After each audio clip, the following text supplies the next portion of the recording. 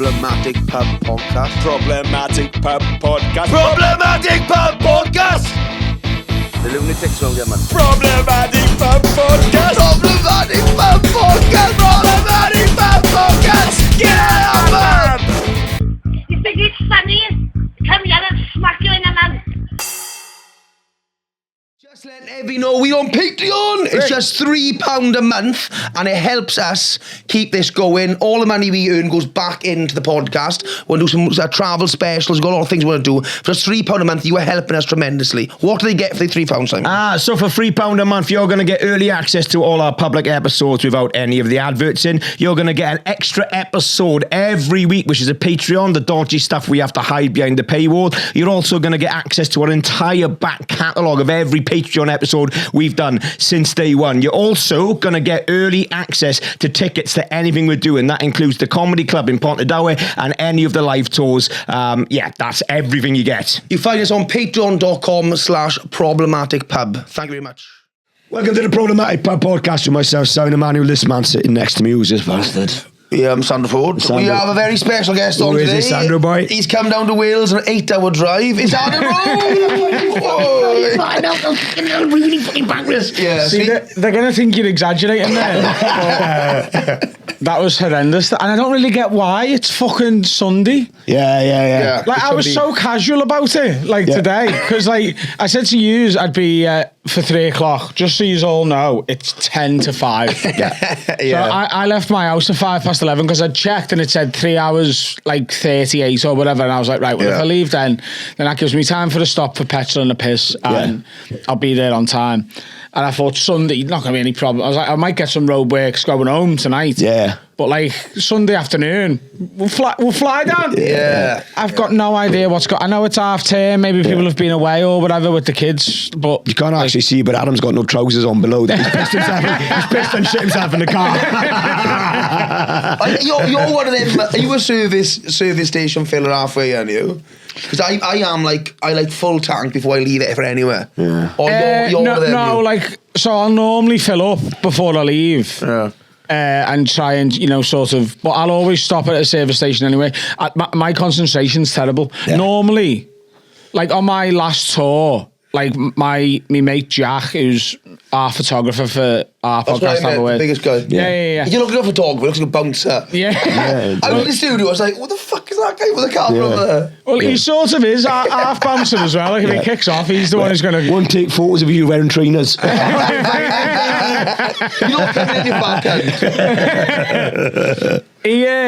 He gave me a lift a couple of years ago to a gig in South Shields because we'd flown back from America and I was just jet lagged and I'm done in here. I was like, I've got to get to South Shields and back. And he was like, I can give you the lift if you want me to come and do pictures. And on the way there, I was like, do you like this driving shit? Yeah. And he was like, yeah, I love it. It just turns my brain off sort of thing. And I was like, I just haven't... I just feel like I'll fall asleep or I just won't be watching. Yeah. I'm so addicted to this. I'm so tempted. And I don't obviously, but sometimes you I could just have a little TikTok scroll there. Yeah. What he said he doesn't for legal reasons. Yeah. We know he does. He does, but he does. I'm a gun for him. I don't do heroin. He said to me the other day, I was scrolling on my phone out driving. He's like, are you fucking scrolling driving? Yeah. I said, you're scrolling. He said, yeah, I'm not fucking driving. I basically booked Jack to do the whole tour as tour manager and drive so that I could scroll while he drives. That's proper addiction, man. But that's proper, that's keep the country going, giving jobs out. Yeah. What is about is getting something you can do completely yourself, thinking, right, and I give that a little bit of my job to you. But that, giving jobs out, keeping the country going so you can look at other people's roast dinner. That's fucking weird, mate. It should never be a thing. Are you a proper, I'm a scroller, so I love watching the carpet cleaning videos, all that. Are you one of them? Or what's your scroller? Are you a scroller of what would be a comedy or a pod? What's your scroll? I watch the most random shit there. Me too. People building stuff in fucking random places. I watch the ones when people dig houses into the ground. Never seen them? The African people or something, and they dig all the... Oh my God, it's unbelievable. I can't put a table together, and these guys doing palaces in the ground. What's your one? Yeah. So it depends whatever my ADHD fixation of the month is. You know what I mean? So I went through like a big golf phase, and I still play golf, but like it's also terrifying how well these algorithms know what you're after at that moment. Yeah. When I was playing golf all the time, I was really into it. Everything that come on was golf. Now it's paddle and cooking and menswear and like whatever I'm thinking about that day. Yeah. It's like you can read man. I think Barnes a lot of my mate Mark. You're a Jungle Boy, aren't you?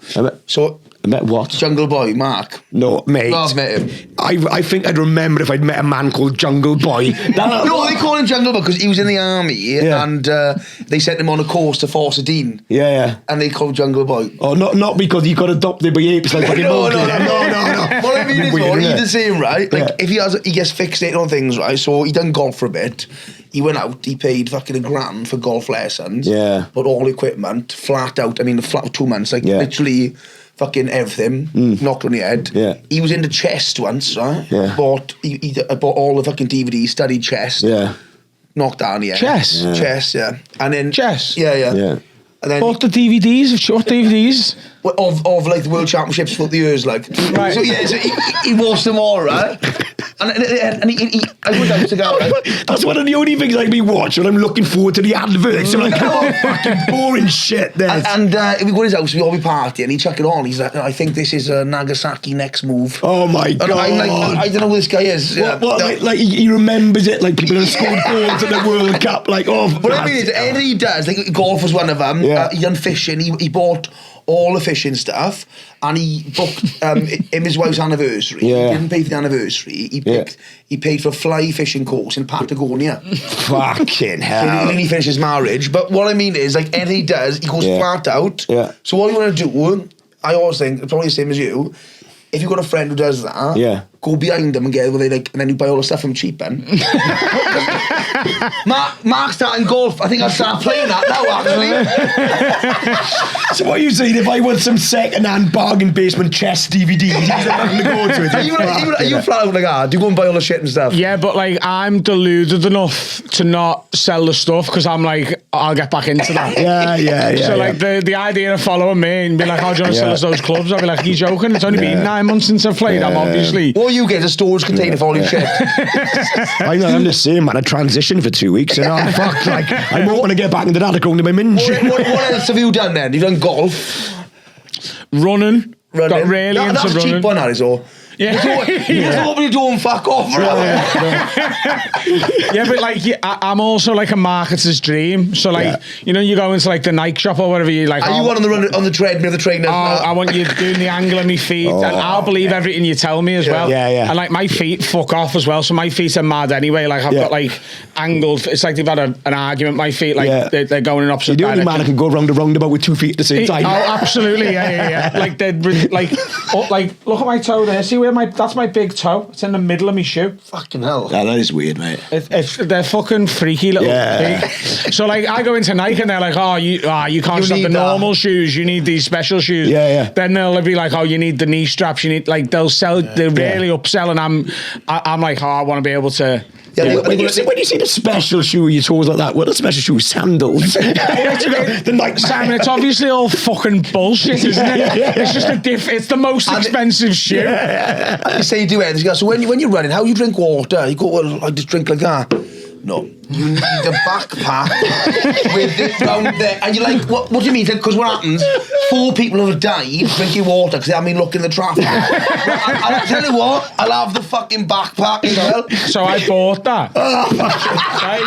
So I bought the running thing, and now what I use it for is to fill with beer when I'm watching a match in the house. Like genuinely, you can just fill it with ale, and it's got like 2 litres in it. You know what I mean? You get like 4 pints out of it. Genius! I'd be up for that. Like, was you like a cross country runner or like in the streets of Liverpool? And I think that's good, that because if something kicks off, you want to fucking sprint. Oh my God, yeah. I'd run around Sefton Park, which is the nice bit, and it's about 3.5 kilometres. So you do 3 laps, you've done 10k. Yeah. Do you know what I mean? That's it. Yeah. Oh, I love the fucking anti-Liverpool. You run around like I haven't just seen where they are. Who the fuck are you? What's this? The audacity. The difference is you said there's a nice part of Liverpool. It's not a fucking nice part of Liverpool. It's all this. Just keep on fucking running and don't stop. Can I tell you something I've noticed about how people in Wales react to piss taking? Yeah. And like shitting on like the places where you're from. Yeah. Right? Here's what I've noticed.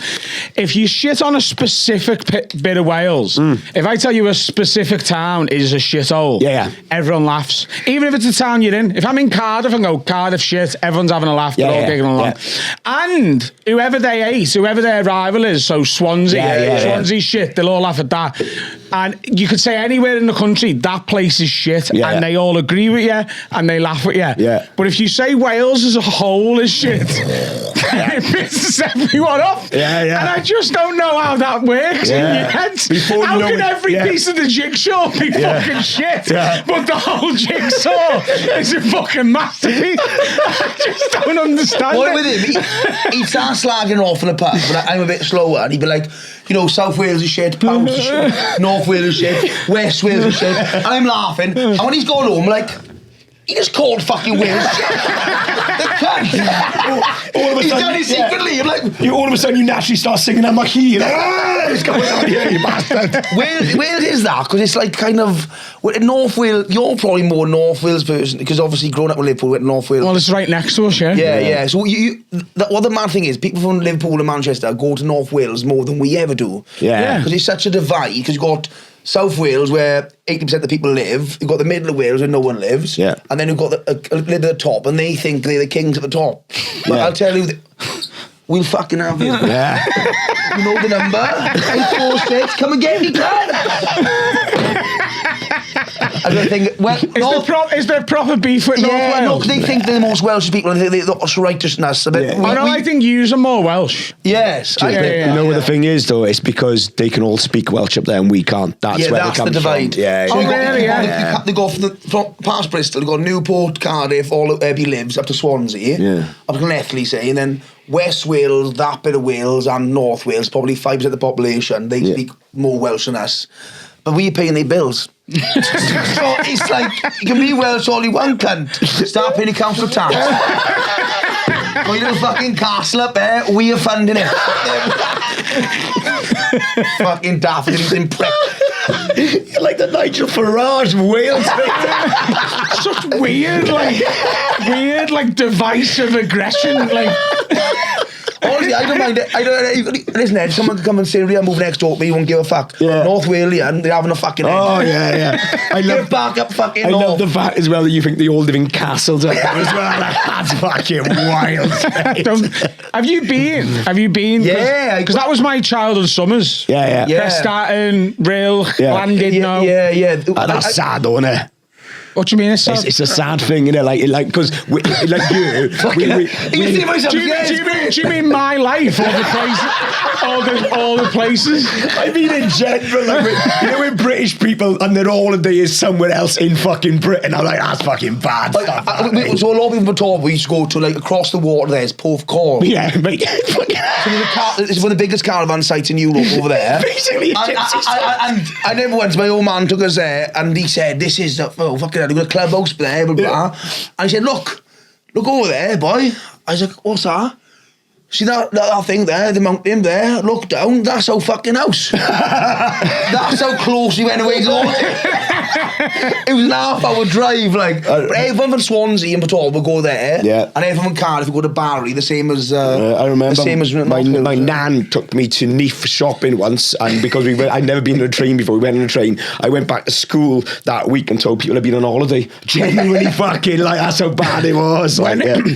When I was in school, right, like a proper core memory of mine from year 4 in school was a school trip to Kilimanjaro, and then we climbed Mulvama. The hill mountain, whatever you want to call it, right?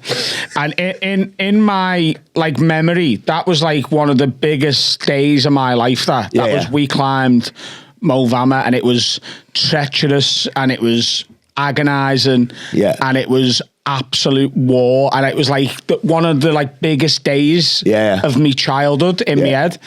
And me and my mate did it last week, and it took us 23 minutes. 23 minutes. Where by is that? Colamendy, like sort of just into North Wales. Yeah. I done Snowdon. Near Harden and stuff. Have you done Snowdon then? Loads of No! That is what I thought it Movember was. I'm gonna do it soon though, because I'm doing Kilimanjaro in January. Fucking hell. So I reckon Snowdon's probably a good stepping stone. Have you got to do it though with Photoshop now? Because it's fucking. You see how good Photoshop? The other day they photoshopped me with a baby. Yeah. I looked like I had a kid. You can Photoshop yourself onto it, couldn't you? You can go away for 2 weeks on the piss, and then just get the trail and Photoshop your way up there. Yeah. Well, that's what we're gonna have to do with. If for those who don't know, I'm climbing it with the rest of our podcast team. So our podcast is called Have a Word, and Dan Nightingale, my co-host, he's not climbing it anymore. So the rest of the lads are. Yeah. Dan isn't, because he found out that someone else his age with 2 kids who was in better shape than he is climbed it and died from the northwest of England, and he's just gone, I'm not doing that then. So the rest of us are doing it, and he's literally doing what you're describing. He's going around these African villages and just getting pissed for 2 weeks while the rest of us climb the fucking mountain. That sounds class. Yeah. Are you doing it for charity or anything? Or just doing it? So whenever we do anything like this, we always give a little. There's a charity in Liverpool that used to be called Zoe's Place and is now called Little Lights. It's had like a change of directorship. And so whenever we do this, we'll like, there's no like actual charity drive for it where we've got like a page. Because you haven't got pressure in. We don't need to, like, there's nothing that we haven't signed up to raise whatever, but we always say if you want to sponsor us for this, they'll always take your money. There's no charity going, they haven't got a page set up. Just ring the charity and go, here's 20 quid sort of thing, you know what I mean? Do I love about, like, Scousers are like, they class people, right? So I told a story about, they all got a lot of confidence, Scousers, innit? Yeah. Scousers have got, like, they're very Welsh Scousers, right, I think, right? Well, I think we bond because they don't really class themselves as British either, right? Very working class, like, when they working class like Welsh people. Yeah. But much more confidence, right? Yeah. I went to watch Oasis in Wembley, and went to this bar after me and my mate, right? And this Scouse guy was there, like, all right, I think he's a drug dealer because he wasn't online or anything. And what? No, he wasn't online, right? When did you find that later when you were driving strolling? No, what I mean is, I said, you want these? No, I keep a low profile. So he's either like dodging child support or he's a drug dealer, right? So he's like that to me. He said he's called me the Welsh final boss because of my hair, right? Yeah. And he's like, I'm gonna make you a fucking star, whatever, like chops into me. Yeah. I was like, whatever. So he goes, so people notice me from like the podcast or like drinking things. So people coming over and having photos of me, and he thought it was him because he said I was going to be the final boss. So then he's like, you can get me a drink. He said, I'm going to make you famous. I said, no, you don't understand. I said, they come up to see me. He said, no. He said, you can buy me drinks. Yeah. Because I'm the one who said it, but the confidence of him, I bought him drinks all night. so he wasn't online. She didn't make you famous online. No, he just said you're going to. Just told a few people. Yeah. And you think a Scouse drug dealer is so low on money, he needs you to buy his baby? I didn't think that all these impoverished Scouse drug dealers. That makes sense, doesn't it? Unless he's tight as fuck, like. Yeah. You know. and he's a fucking liar, because if he's not online, now we know what the final boss was. I'm done him, and I. You fucking... I wish I was sharp like this. Buying someone drinks all night. The final boss. I'd love to know how unsharp you are if you want my level of sharpness, but mine's pretty fucking low down that ladder as well, do you know what I mean? No, I enjoy Liverpool. When I come up with you guys and hot water and stuff, I love what I love about Liverpool. It's like it's a mental city. It's like like in Wales. Like, it's on a Tuesday. We were out drinking. I was in the green room hot water. And it's like 2 o'clock in the morning. I was going, are we going home? I was going, though, there's like places open till 5. Yeah. It's class. In Wales. It's a proper 24-hour city. Even in Cardiff, 2 a.m. on a Tuesday, you're done. Yeah. But everything's open, it's fucking mental. It's buzzing, like, in the weekdays, like, till 5 in the morning. Well, the thing is, like, obviously, most of the place is shut. but like most people don't want to go home. Yeah. It only takes like 5 or 6 places in the whole city to stay open till 5 a.m. and they're all busy because there's enough people who still want to stay out. Yeah. Because the thing with Scousers is a lot of them don't leave, and if they do, they only go as far as North Wales. So it's always a bit they either live there or Rill. Like they're the 2 places Scousers will find Scousers. They've got a castle. Is there loads of Scousers in Rill? Yeah. Yeah. That's like sort of an in joke in Liverpool is like you. Who made you gone Rill? Yeah, and also no, that's not like just to be clear. No one goes, oh, I've won the postcode lottery, I'm moving to Rill. What happens is they get in debt to the people you met at Wembley. Okay, and then they go on the run to Rill. Like, they go and hide in Rill.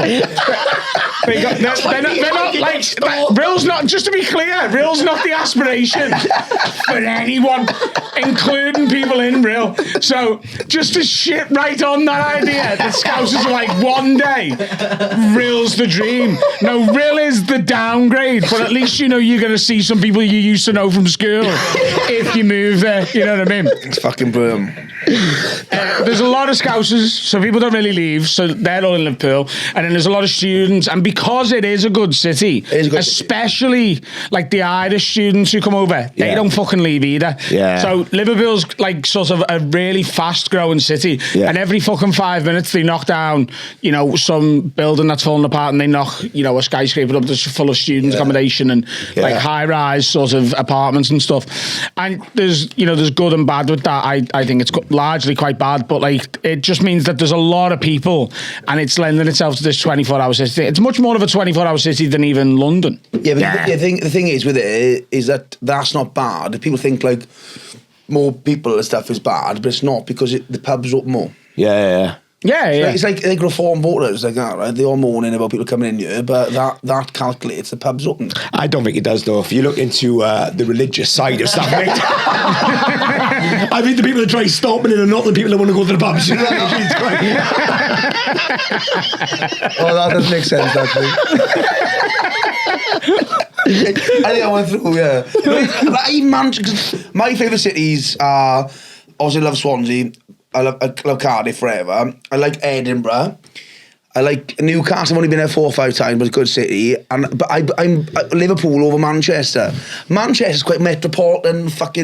Manchester's a bit. What Liverpool reminds me of is like, you go for breakfast in the morning after like a gig, whatever. Like someone will be arguing in the street. And it reminds me of home. There's someone scrapping over there over something stupid. I like that. And no one stops. Everyone's like watches. I fucking love that. It reminds me of Wales loads. Like it does. A lot more. So this is changing now, and I this is in a good way. Like a lot more people are now moving to Liverpool because it's like a lot more comics are moving to Liverpool. And that's partly down to the podcasting and the comedy club and all the rest of it.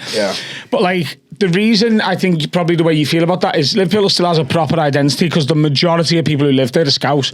Whereas in Manchester, and certainly in Manchester city centre, that's not really the case. It's like London in that no one from London lives in the middle of London. But and no one from Manchester lives in the middle of Manchester. They all live on the outskirts. So unless you're doing a gig in fucking Wythenshawe or Audenshaw or whatever the other shores are, like you're not going to meet necessarily a load of manx like in the brunch restaurant on a Sunday afternoon. And Liverpool is the property's reasonable in the middle, innit?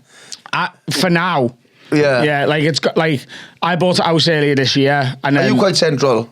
I'm about 3 miles out of the city centre.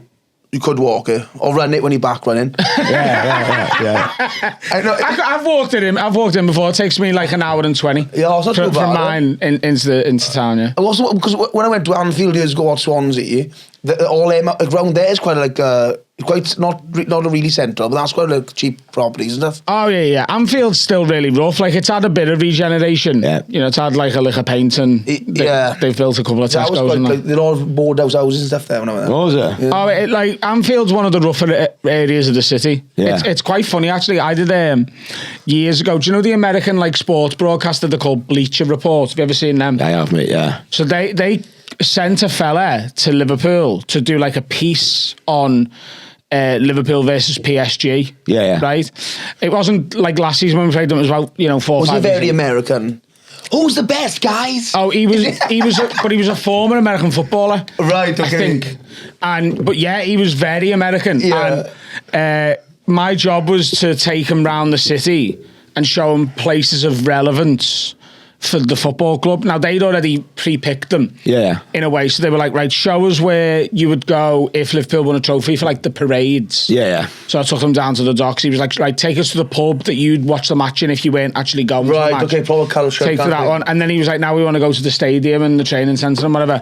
And when I took him to the stadium, like, Anfield is in the middle of a council estate. Yeah. Like, it's Anfield, and then literally the very next thing to the stadium is a row of council houses. Like, there's not even like a huge car park. There's like 20 car parking spaces inside the stadium, and it's for the directors and half the players. Yeah.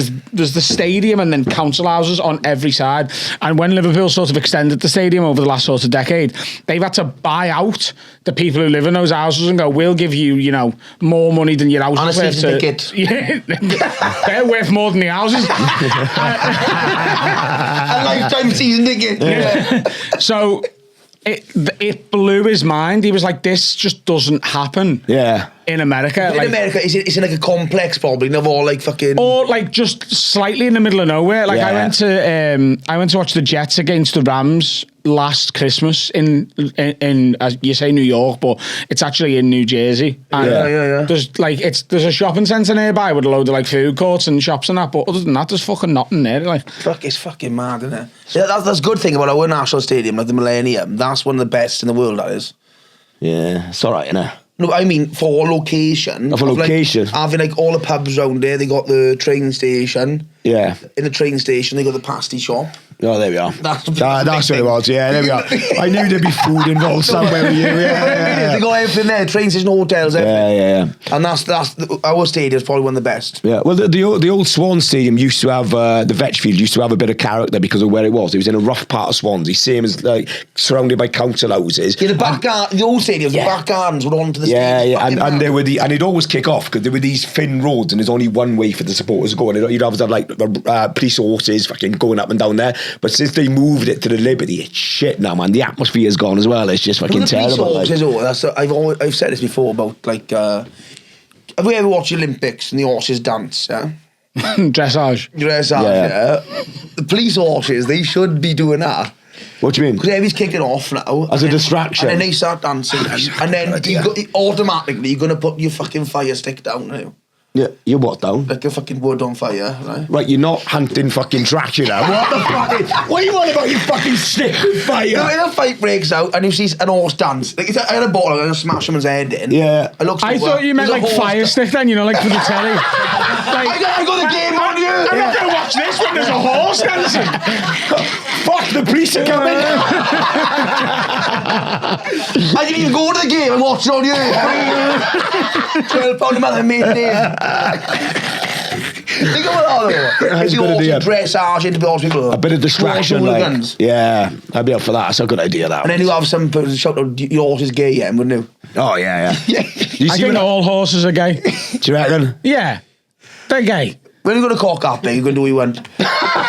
I think they're all like pretty indiscriminate. Do you know what I mean? Yeah, I think horses just fuck. Well, you know what I mean? You say that though, but you know, a couple of years back, as part of the Pride in Cardiff, they changed the zebra crosses to the colours of the LGBTQ flags, and they didn't realise that the horses can't see some of the colours. So you had this great idea, and then within about 2 minutes, there were just fucking loads of police horses just going fucking mental by the things because they couldn't see the fucking colours, right? Honestly, the homophobic horses. Yeah. Well, that was the thing, but people were saying the fucking horses are homophobic as fuck, like. Or maybe they were just gay horses and they were just excited by it. Maybe they're like, oh fuck, is it Pride this weekend? Like, maybe no one had told them what they were working, you know what I mean? And then they seen that and were like, finally! Oh, I love that, man. The guy riding it. Why is he wearing chaps all of a sudden? What the fuck's going on here? Most people haven't got a sense of humour either. Yeah, I was driving back somewhere once on the motorway, you know, like when you kind of like coast in, like about 40, and there's a horse box, and I open the window, I said, the guy, and he's like, he thought it was like emergency. Yeah. What? I said, he can fucking run faster than this. And the guy, you look like that. Yeah. By the way, I thought it was quite a funny joke. I don't trust horse people. I think if your best friends are horses, No. But if a woman says she rode horses since she was 12. Oh, I agree with that, actually. You're having a good ride then. Yeah. Is she 13? You see, well, yeah. And if when she's fucking riding you, a bush is coming up, you sorted, right? Straight over that, Kent. We were all tripping our heads off once at an house party. Yeah. The house party ends like 9 in the morning. Outside the smoking, it's all fucking fried. Yeah. And this, you think you're tripping. This guy, the tallest guy I've ever seen. Yeah. Probably 9 foot, and he come past the back garden, but it wasn't. We found out he was on a horse. He's on the back of an horse, but all you can see is the concrete wall. And I mean, it's like, fucking, look at that cunt, he's massive. Like that, I tripped my head off. But he wasn't, he was on the back of an horse. You couldn't see the horse. Do you know who the boxer David Price is? Yes, big lump, yeah. Can you Google for us over there? I assume... I just thought one of the laptops. I didn't realise I was going to be getting your phone up. He's about 6'10". He's fucking massive. Yeah, right? Yeah. And he used to live in the road over from me, and his one of his best mates lived next door to me and my dad. So I know David, and obviously he knows I do stand up and stuff. Do you know how tall he is? 6'8". So he's fucking big. Bigger than Door. Door's 6'6". He's fucking bigger than Door. I seen him for the first time yesterday in about sort of 5 or 6 years. Yeah. When I went into the tailors, right now I take all the jeans I buy to the tailors because I'm fat and short. So like, if the waist fits me, the legs are going to be too long. I have to go and take them like, every time I buy. He was getting trousers taken up, and I was just like, what shop is stocking off the shelf jeans that are too big for David Price? What the fuck has he asked for? A 30 waist and a 94 leg? What the fuck is? Why are they even in stock? Yeah, exactly. Like, who are they for? Like, who are they thinking? Like, I understand them making them and having them online, or like in some specialist shop in the woods or something, right? But like, the Liverpool High Street, River Island, are waiting on 7-foot men to walk in. Because she was taking like a fucking good, like, she was taking a hell of a fucking chunk off the bottom of these jeans.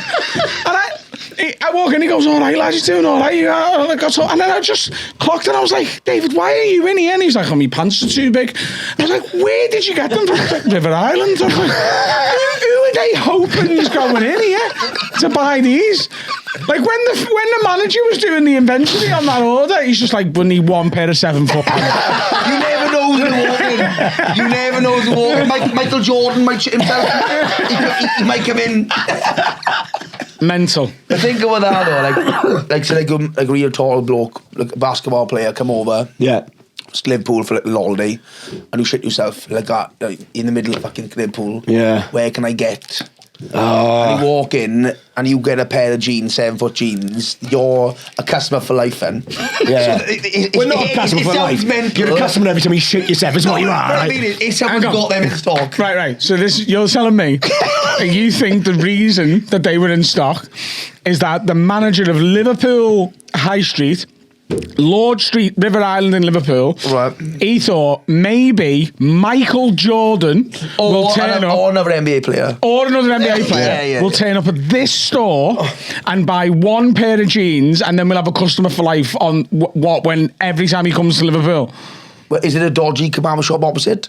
Is it known for a shitting area? You just don't know what's going to happen anytime. That's it, you just don't know who's going to turn up to. I want to tell you about the main sponsors for this podcast. Who is it, boy? Anyway up bingo. If you want to rave and misbehave, if you want to play bingo and get fucking filthy and just get on it, these are the people to do. Where's the events to, Sandro? All over the world. I mean, they're mostly Wales and Benidorm, but if you want to check out what they're doing, you can find it on the link below. Check them out, guys. It's fucking good nights. Get a link on, boys. Everyone in Wales is shorty. I'm quite tall. Red was a little fucking troll. Oh, yeah. I told you earlier, my dad was shorter than me, and you couldn't believe it. Oh. Fucking unbelievable. Both of my parents are shorter than me. Like, I'm 5'9", 5'10" on Tinder. And, like...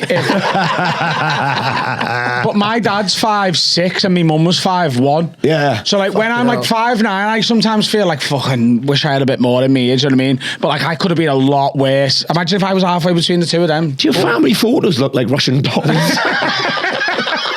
They grew up in a school. You've got a brother as well, haven't you?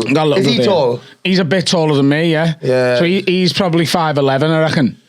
Yeah. What did your brother do? Nothing. Fucking hell. He's transferring him all the time. He's often like on the railway and labouring and stuff like that. So he get a job with you lot?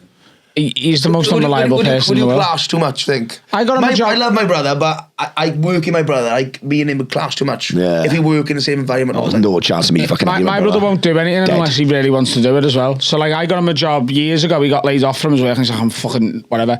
And at the time, Carl, who you've met at Have a Word, he ran the comedy club in Liverpool. And I was like, can you do us a favour, give our Jack a job? And he was like, yeah, of course, lad, yeah. And one day he just didn't turn up for work. So, like, Carl was ringing him. I was like, we're just blanking it. So Carl rang me and was like, what's going on? So I rang my brother and he answered the phone to me and I was like, well, you all right? Like, what's going on? And he was like, it's not for me, that job, so I'm just not going in. And I was like, this is not just a job. Like, I've gone to my best mate and got you there. Yeah. And, like, Have a Word, like, our podcast is too well-oiled a machine to have anyone fucking ever, like, I just didn't make that video because, like... But have you ever, not like the success of what you doing now, but you also done some shit jobs, haven't you? There's very few people who had a good job who are successful. Yeah. That is true, man. There's like, I think Jimmy Carr's one of them who done, and Ariel or whatever, but most of us have just had shit fucking there has to be that moment where your job is so shit, you're like, there's something better for you. There's got to be, man. Well, I can't weigh in as much as you might want me to because I started stand-up at 18. So I'd worked in Mackey's and was working in a bar when I started. But I started putting the wheels in motion when I still worked in Mackey's to do stand-up.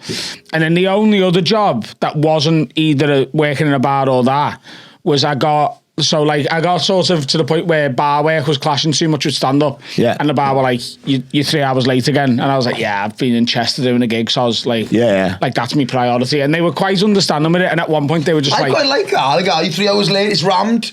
Yeah, but I've been gigging in Chester. It's all right, come in. But they were all right with it until it was like every shift. Like once a week they'd put up with it, but when it was 3 nights a week, they were like...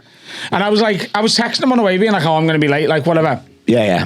But if I got offered a gig with like an hour's notice, I'd go and do it and then be like, I'll be late for work. Because in my head, I was always like, I'm a good bartender. Yeah. Liverpool's very incestuous. Everyone knows everyone. Yeah. So I knew all the people who ran all the other bars, like a lot of them. So I was like, if they sack me, if they're like, we can't put up with this, I'll just go there. Yeah. And it got to the point where I was earning, not like enough to live on, but enough to just about survive on. Yeah. From stand-up, you get 150 quid a week or whatever. Yeah. So I'm like, I could sort of just scrimp on that for a bit.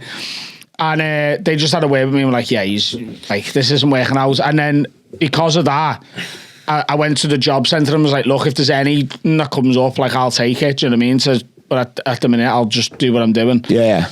And they were like, right, you've got to take this job in the call centre. So I had to do a week or two's training. I think it was only a week. Yeah.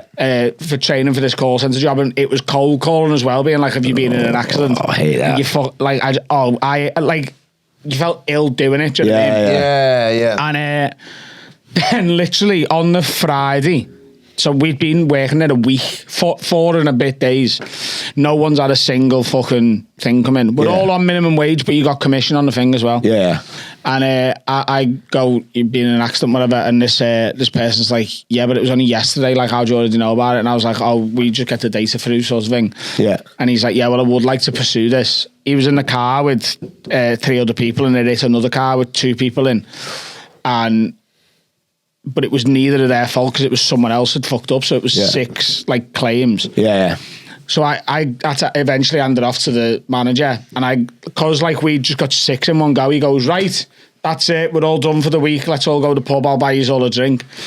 And we go to the pub, we have a pint, we literally done 4.5 days work. And on the Monday morning, we got a call saying, don't go in today, like everyone's got a day off. And on the Tuesday, we found out that they were buying all of their data illegally. Fuck. So the whole call centre got shut down after like 4.5 days of work. Did you get paid for that job, no?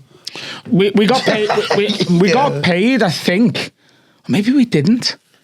But yeah, like after that, I went to my dad. I went, look, I'm not going back near that fucking job centre. Stand-up. Yeah. I was like, I'm doing stand-up. I went, whatever money I've got, like, I think he was charging me something like 70 quid a week, like for the house. Yeah. And I was like, I'll give you 70 quid a week. I was like, but sometimes it'll be 280 quid at the end of the month. Yeah. Like, because I might not have a gig every week. Yeah. That's happened to me as well, because my job, because I was doing car sales on a Saturday with Clash, and like, I say I go in and I was like fucking, but he catched me out as well. He go, I had late one last time. I was gigging. Where you? I said, I late come back. He said, you were gigging in Swansea, you live in Swansea.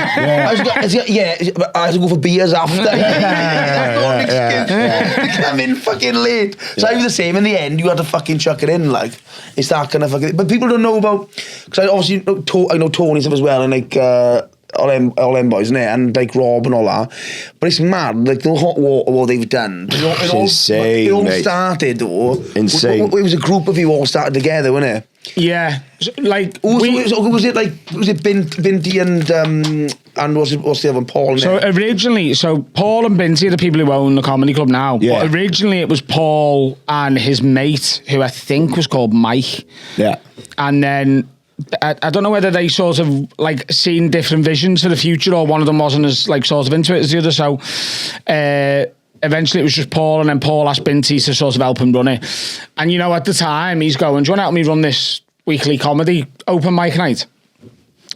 And I think Binty wanted to be a stand-up more than anything at the time. He just wanted to do it and have a laugh. And there was times where Binty went on the Sunday and like had an absolute belter and smashed it and stuff. But I think he'd admit, you know, he was never consistent enough to become like a full-time professional comic. Yeah. But Binty loves stand-up, and Paul loves business. Yeah, with the hot water, Binty's always there about, and Paul's the background guy. Yeah. And they're you know, they'll be the first to admit to you, they've had little clashes and stuff, because like Paul's sort of attitude is, how do we make this the most well-run business where we're sort of bringing in as much revenue as we possibly can? Yeah. And what Binty cares about is, how do we get the best comedians in the world to feel like they can do whatever they want on our stage, and that we'll keep booking them and stuff. So there's sort of a marriage made in heaven in that way. And from the start, when they started working together, you know, so when it first started, so how did Paul know Paul Smith, or how did he, like, so when he booked this night, but how did he get Paul Smith involved, you guys involved? Was you doing stand-up previously, or? Yeah, so Paul had started 4 years, and I might get a couple of these details wrong, but Paul Smith had started doing stand-up 4 years before this. And then he took like a year's break, because I think he was seeing a girl who like didn't like that he was doing stand-up, and he was just like, she was just like, oh, this is too hard for us to maintain. Yeah. And Paul had like a little mini TV break. He did like a documentary on the BBC and stuff. And he just got a bit disillusioned with it, I think. And it's funny now, because he's literally traveling the world, and I think he's selling more tickets than literally any other comedian on the planet. Yeah. Like, and that's not an exaggeration. People don't realise how big he is. Yeah. Like, you're talking 1 million tickets. Like, Tom Segura's last tour was 700,000. Yeah. He's 50% bigger than Tom Segura, who's, you know. You don't think of it because it's kind of a British act, and no one thinks about that. Yeah. Absolutely crazy. But and this is what's funny is, he really didn't enjoy the travel. Right? What, is it like doing like the clubs and stuff? Just the travel of it as well. Like, not just the different Now clubs. he's in Australia. Literally, so he took a break and then was coming back, because I think he'd, you know, stopped seeing that girl. And sorry, Paul, if I've got any of this slightly wrong, but it wasn't the first night, or maybe it was the first night Hot Water ever put on, and I wasn't there, like I hadn't started yet. And they had a guy called Jake Mills, and this is how incestuous Liverpool and Liverpool comedy is. I went to school with Jake. I was in the same form class as Jake. Yeah. Right? So Jake Mills hosted the first ever Hot Water comedy show, I think. And while they were there, like, Paul was on, and he asked another comic to go and like talk to Jake and just have a conversation with him, so that he could go to Paul Blair and be like, hey, I'd host this every week for 50 quid, you know. Paul, you dirty little dog. Because I don't want to be a travelling comedian like these all do, but I'll be your guy and I'll stay here. That's the best thing and do this every week. Yeah. And they went, fucking great. And then he got the job. And so how do they go from like, from that like once a week in the nightclub? How long was it until they jumped in? The Holiday Inn was next, wasn't it? It's where they went from once a week in the nightclub to twice a week in the nightclub. And what days they? Like Monday, Sunday and Friday. Sunday and Fridays, okay. And this is a bit before the nightclub started up early Friday. Yeah, like normal comedy club time, like 8 till 10. Yeah. But so because they couldn't really afford to pay proper like UK comedy club wages, which you know is 200 quid an act for 4 comedians. You got to sell a lot of tickets to sustain that, and then to still be making money off. And if you haven't got the bar, totally. Yeah, it's hard. So what they did, they had a show called Whose Headline Is It Anyway? And they'd have an opener on. So Paul would host it. They'd have an opener on. It was just an act they trusted. So me, for example. Yeah. And I think you got 50 quid to open it, right? So that it went to newer acts that they knew could do 15 minutes. It was a solid job. Yeah. So, and you got 50 quid to open it. Then, in the middle section, they had 3 acts do 10 minutes each. Yeah. And then they'd have a break. And after the break, there'd be a clap off between those 3 acts to see who won. The winner got 100 quid or 150 quid, but they had to do another 10 minutes. So it was Whose Headline Is It Anyway? That's fucking clever. So the audience got to pick their own headliner. Now, what a way to bring audience in as well. You bring all your fucking mates and family to make sure you get their fucking 100 quid, right? Genius. And it's good to get you in. A lot of the time it worked because comics would go on and it was up and comers who had like a decent 20 minutes, so they'd go on and do 10 and they'd do the 10 after the break. The problem came when someone was just a brilliant open spot and had fuck all else. Yeah. Because that happened like sort of once every 3 weeks. Someone would go on, storm it, win, and then be like, I haven't got anything else. He's just hoping that everyone in the audience got Alzheimer's. No, well, one lad did do that. He literally did his set again. Fuck. He literally was like, look, I've only got 10 minutes, so I'm just going to do it again. And the audience went, way! And about 2 minutes in, they were all like, this is how you did stuff before. Yeah. So we went transition from there, Friday, then they went to the Holiday Inn then. That's the one there. No, so next was the Crown Pub. So what happened was, it was Euro 2012. Yeah. Envy, the nightclub that it was in, went hot water and went, look, just for the summer, you need to move this because we want to show every game. That was the worst. And it'll clash with the shows, so you just need to move for the summer. Yeah. And, you know, the lads are not they're not soft when it comes to business, and they were like, if you make us move this for the summer, we'll move it forever. Yeah. And the club were like, oh, sound. And they moved it forever. Bunch of cunts. Fucking hell. And so they moved it to the Crown. It went well at the Crown for a while, but the Crown was quite small, so then they started running both the Crown Pub, which is right next to Lime Street, and the Holiday Inn at the same time, which is over the road. And they'd sort of run them. There'd be like a monthly show at the Holiday Inn, but most of the shows are still at the Crown. And then it went to the Holiday Inn permanently because I think they had a bit every week. Yeah, but that was Friday, Saturday, Sunday. So it was professional because they got rid of Whose Headline eventually, and it became sort of, I'd call it more semi-professional. They'd have a professional headliner and they'd have... Yeah. So you know the Holiday Inn, was that punters just coming to see the comedy? Would there be some people staying in Holiday Inn as well? Both. So like... It'd be a nightmare to MC you with that. Are you a couple or are you having an affair? Sorry. That cool Blake on. It was both, you know, they had like big banners up at the Holiday Inn being comedy every weekend, so you'd get people coming and paying on the door who were staying there, but predominantly it was just people going to see the comedy. And the biggest credit to Hot Water for everything they've done is that room that they ran that in was terrible for stand-up, but they made it one of the best places to play, like, because it shouldn't have worked. It was a fucking really boring conference room that looked really sanitised and wasn't soundproofed and was down the corridor of a fucking meeting room of a dark, a shit hotel chain, the Holiday Inn. And then, you know, eventually they just were like, we can probably go. That's what we do now. We have the keys for our club now. We've we've run stuff like we're at a club in Portadowie. My mate at the bar, we had the room upstairs, done it up. We had the keys to our club. But it's mad because they done the same kind of thing. They jumped to like have their own bar and stuff. It was a different game again then. They bought the whole floor of a building and went, we're going to build a comedy club. And then how big was the first one? 170. Oh, is that the one? What was the one? The old one I done, it was downstairs is a bigger room. There was a stewed room at the top. So that was the second place. That wasn't the first one. Oh, that wasn't the first one? No. Ah. So they had Seal Street, which... and that's all the nightclubs now, isn't it? There's a bit of happening. Yeah, but like further down towards like Tesco. Yeah, so that's right, yeah. There was a shisha bar above it and then there was an all bar one below it. So like there wasn't like... it wasn't as lively and it was very well soundproof, so like it was great. I loved the first place. Yeah. And then eventually they were so popular and busy because that they exploded because of a lot of the different comic clips going viral, and obviously especially the clips are mad. 'Cause I remember on Facebook, even like when I first started comedy, you'd have like Paul Smith or you or whatever, you have the 3 laughing faces. Yeah. If for Insta and TikTok, Facebook is what it fucking blew up. Oh, totally. Everyone gets about Facebook, everything. Or Instagram, TikTok, but before that, it was fucking Facebook clips. One that, and that's mad, isn't it? Because after drug dealers in Liverpool are not on Facebook. That's what I don't like. How the fuck are they marketing that? Did you see like a fucking switch and like all of a sudden, like, how the fuck are these shows like selling? It's mental. So the first clip that went viral was Adam Staunton's. I don't know whether you've met Adam. Yeah. But he went first. Small yeah. All right. No, I don't think you needed that. We knew when you met little Adam. One of my first gigs was in Southport for a guy who had Tourette's called Luke Montague, and I met Adam up there, like, nice guy, like. Don't say the Tourette's too.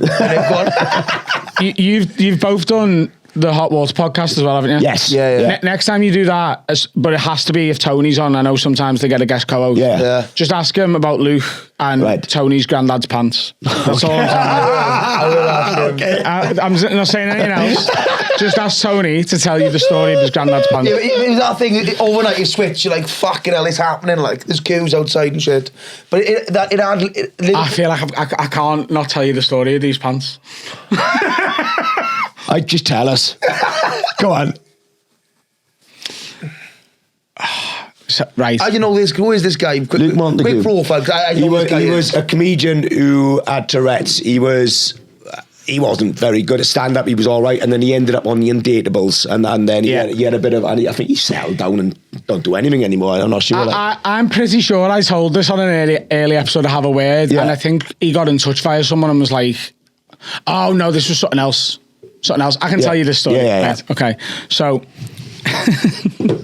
Right, and it ties into exactly what we're talking about. It's not like, and you're gonna love this. You're gonna love this.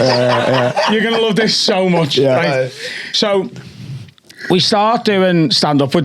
So when Hot Water started, it was a Sunday open mic night in a nightclub. And like you say, it was regulars. We were all regulars. And occasionally there'd be a car that'd be booked from London.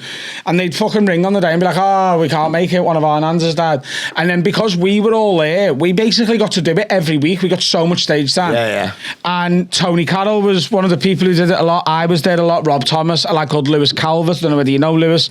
Adam Staunton, Liam Bolton, and Luke. Luke would be there quite a bit. And there was other Northwest. Brennan Reese was there loads. Pete Otway. People coming over from Manchester. And it was, it was an open mic night in a nightclub. It wasn't what it is now, but it was still fucking a really good stage time every week because they used to group on it. So like it was full. Like you could perform to 200 people every Sunday night. Yeah, amazing. Because people were paying like a $5 online and it included a glass of wine. And the bar were happy to give a glass of wine away free to get people in. And they were happy to just take the cut of the group on money. So, it worked. It worked and it was great. And every week we'd have a drink after it.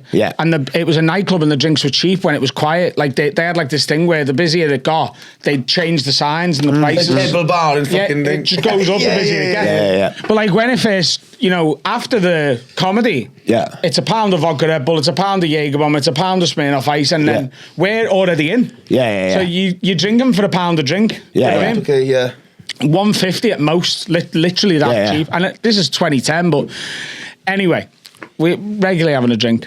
And Luke goes to us. I've been asked to do a corporate gig, and I've got to wear a suit, and I've never done it, but they've seen me a couple of times, and this, that, and the other, and they really want me to do it, and they're offering me like fucking 400 quid, and I've just got to take it, so, but I'm gonna have to use that 400 quid to buy a suit. Yeah. So Tony goes, I'll lend you one of my granddad's suits. My granddad's about your shape and size. You can have my granddad's suit. Yeah. He's like, oh really? He's like, yeah, absolutely, no problem whatsoever. So Tony, the next week, turns up, gives the suit, and looks like, oh, nice one, really appreciate that. This is wedding suit.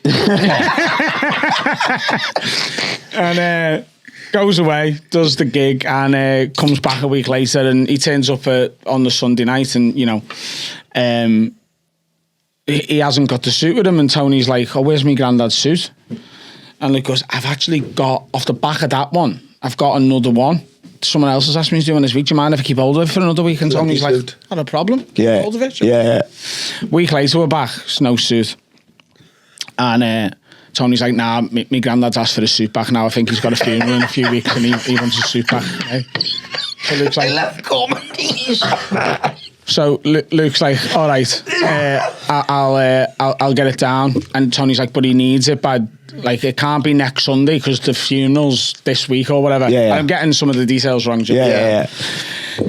So Luke's like, all right. And Tony goes, look, when are you next to Liverpool? And he's like, Tuesday night I'm doing, there used to be loads of little midweek comedy night. Yeah. Tony's like, you're doing that on Tuesday, aren't you? Could you bring it then? And he goes, yeah. And he goes, just drop it in here, because Envy, where Hot Water was based, I worked on the bar. I was one of the supervisors in there, so he was like, Adam will be in, just come and give it to Adam. Sound. So on the Tuesday, Luke runs in, gives me a bag with the suit, and goes, all right, see you later. Blah, blah, blah. Right. So I text Tony and go, the suit's here. And Tony, I think, was doing a gig in like Leeds or Manchester or something, so he was like, I'm getting the train back to Liverpool, I'll come and pick it up before I go home. He comes into the nightclub and it's quite busy. It's not chocker, but it's a bit busy. I hand him the bag and he goes, all right, fucking taking the piss, give me them. And I was like, what you mean? He goes, there's no pants in here. Where's the pants? Right? So I was like, I don't know what you mean. He's like, Adam, I know you're taking the piss. Like, go and get them out the fucking cellar or whatever. I want me granddad's pants, right? So there's no 70 you every day, I want my grandpa's pants, all right? You better go and get them. So I was like, I swear to God, I've been busy working all night. He came in, he fucking basically threw the bag at me and he fucked off. So I was like, whatever's in that bag is what I've been given. And he goes, this is fucking ridiculous. I was like, look, sorry, I've got to get back to work. And go off. Sunday night comes round and we're all back at Hot Water. And Tony's on the bill, and he's on the bill, Luke, and Tony's like, you give me that bag and there's no pants in it, and Luke's like, there's no fucking pants in it. Fuck off. Oh, I'm so sorry, mate. I'll get them to you as soon as I can. Tony's like, well, the funeral's fucking 2 days ago. We had to wear his tracky bottom.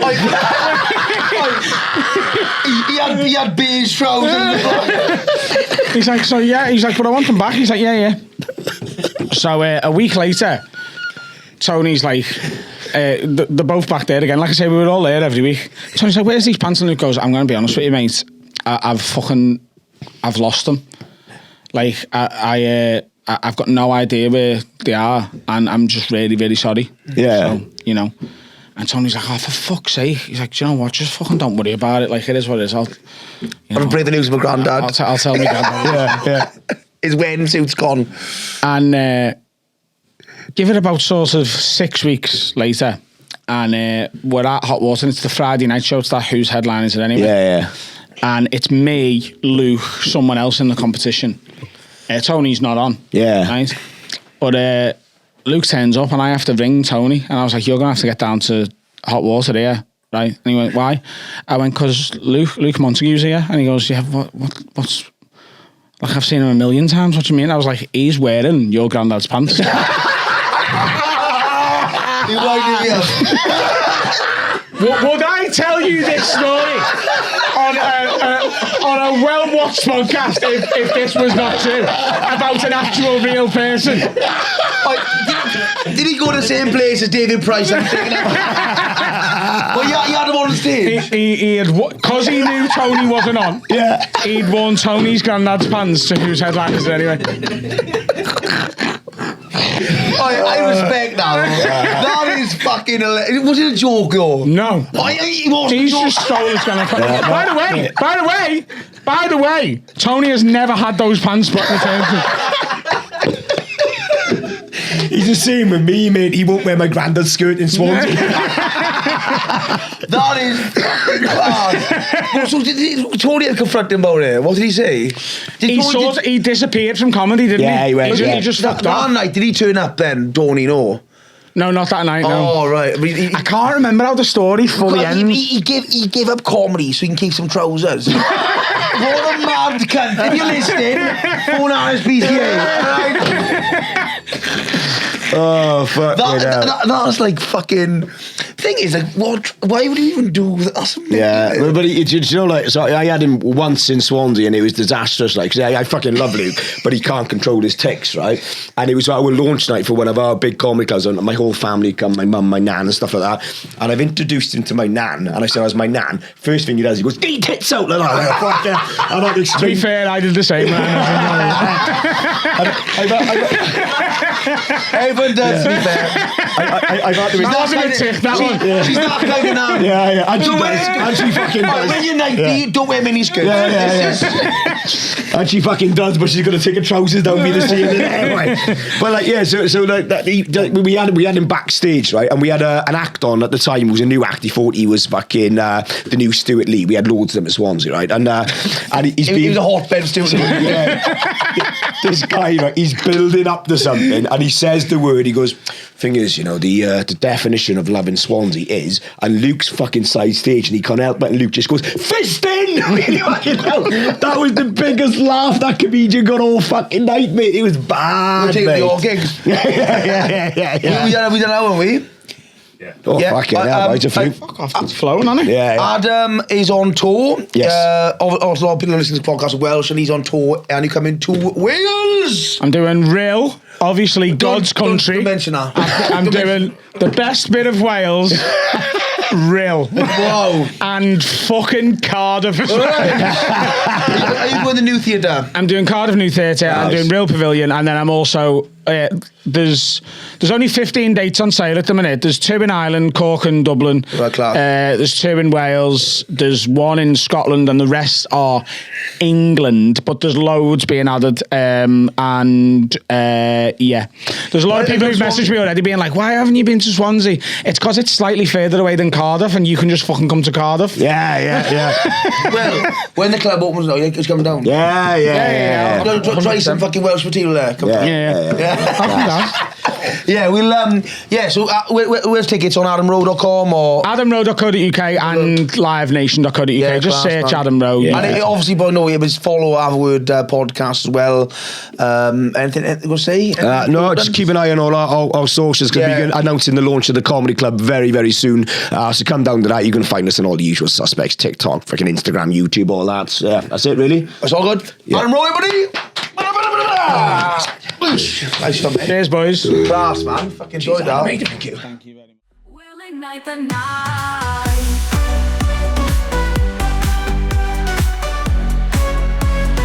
We'll ignite the night.